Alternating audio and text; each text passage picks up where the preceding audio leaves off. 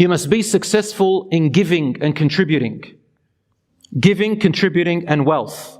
You can't contribute and give without wealth. So I'm going to talk about both of them. What have you contributed, brother and sister? What have you contributed to your community, to your family, to your school, to your friends, to yourself, to your brothers and sisters, to your wife, to your husband, to your children, to your relatives? What have you contributed to this world, to your job, to your projects? What have you contributed? Identify your skills and your resources. Have you done anything distinguished? One person said to me, I got a 9-to-5 job. I got a job at Macca's. I'm working at KFC. That's good, but that's not distinguished. Find a contribution that is distinguished. Something that not the ordinary person is doing. You can find it. That will make a huge difference. And there are 4 things to talk about when it comes to contributing. Number 1, brothers and sisters, a Muslim identifies one thing and chooses it to master it. You all know the saying, right? What's the saying? Don't be a jack of all trades, master of none. Don't be a jack of all trades, you'll become a master of none. Be a master of one, everything else are called hobbies, extras. They're supplementary. Once you identify one thing, one area that you want to master, keep going. Keep going in thick and thin. I don't care if it's sunny, rainy, shiny, painful, hurt, you got to get through it. You're going to master it, inshallah. You got to make that decision. You want to finish year 12, master it. You want to get into uni, master it. You want to do that course, do everything that it takes and master it. You want to go and do something else, master it. I don't care what it is. I don't care what it is. The person that we disrespect is the person who has no goal, no ambition, no project, nothing. Just sitting there saying, who are you? What are you doing? Where do you belong? You're a burden on everybody and on yourself. Allah gave you the ability. Find one thing, master it, brothers and sisters, and make it your thing. Whether it's a trade, or whether it's academic, whether it's a book, whether anything, whatever in your life, master it. After you've mastered it, brother and sister, to master it, do this. First, you need an interest, ability, and an opportunity. Use 50% of your time to master that thing, and 10% of your time for everything else. So 60%. The rest of it, do your other duties that Allah created you for. Identify your goals. Brothers and sisters, very quickly, you need to make 3 types of goals in life. 1-year goal, 5-year goal, and a 10-year goal. These are not just throwing these numbers around. These have been studied by tens of thousands of experts over time. 1-year goal, where do you want to be in 1 year's time? Where do you want to be in 5 years' time? Where do you want to be in 10 years' time? 10 years' time, big project. Number 3, draft a plan. Be realistic. Number 4, be consistent in trying, even if you fail. Coming to money, you need finances. And I'll tell you something about money. Make a financial goal for 1 year, 5 years, 10 years, and 20 years. And the golden rule of management is this: if you cannot measure it, you cannot manage it. So you can't say, I want to be rich, I want to be a millionaire. No, you can't do that. You have to work towards it. You have to have a plan.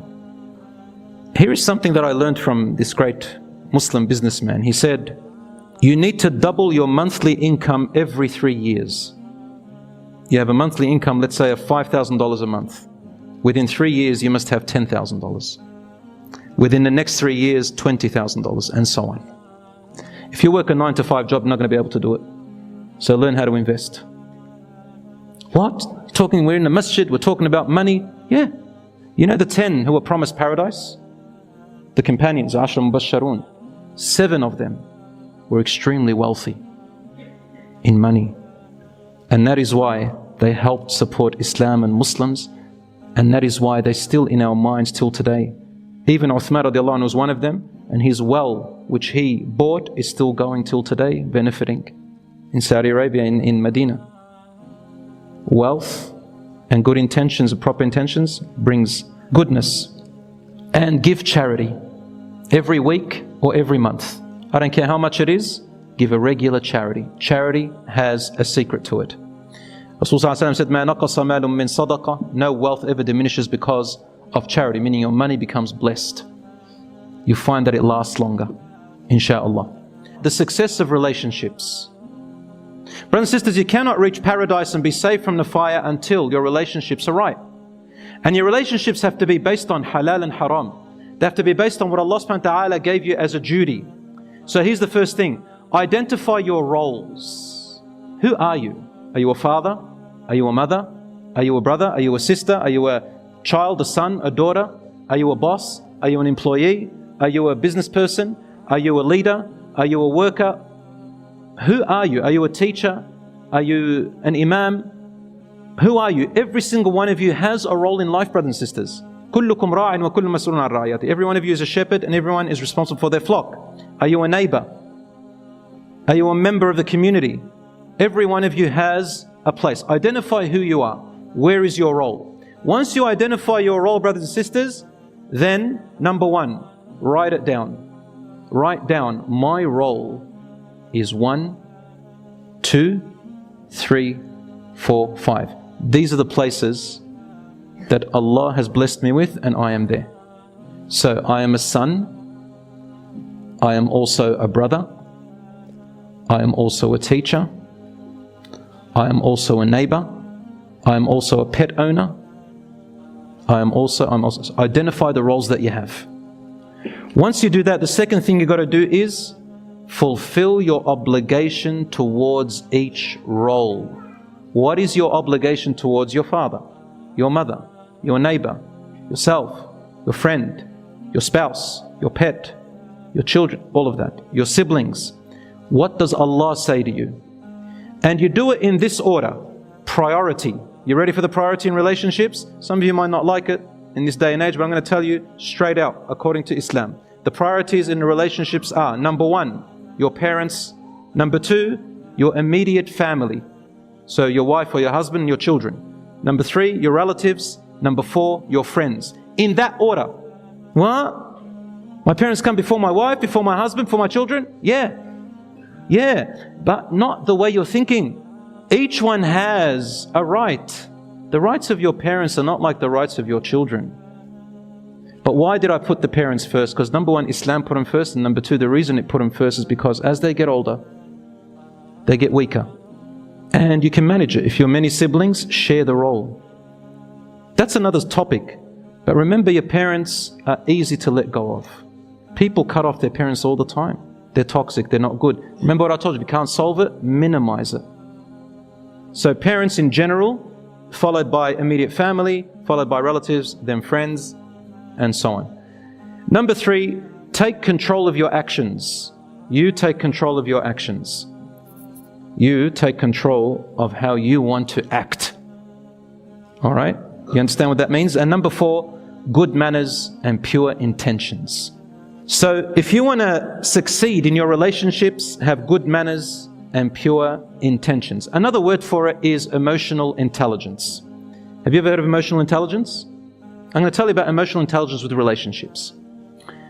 The great experts talked about this. They said, imagine emotions in relationships like an emotional bank. What do you do in a bank? You deposit and withdraw. These are two things we do in the bank. We deposit and withdraw. Think of relationships and emotional connection with other people like a bank where you deposit and withdraw. For example, in the beginning of your marriage, when you're engaged, getting to know each other in a halal way, you're both really lying to each other. It's all acting. Because the emotions are up there, you're on your best behavior. So forget about the emotions and all that stuff. Focus on what really matters. After all the honeymoon and everything goes away, the hardest part is the first year. It's when you're learning about each other. That's when the conflicts start to come. Oh, you're like this. Oh, I didn't know like that. Don't worry. That's okay. You're learning about each other. Here's a trick.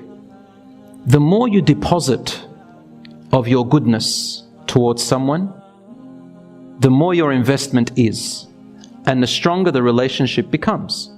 A nice word is an investment, a compliment, time, physical support, money, defending someone, being there for them, spending time with them, appreciating them, helping them. The more you do that, the more you are depositing into the emotional bank. The more it will be remembered. In the beginning, the first year, because of your honeymoon, you haven't really deposited much.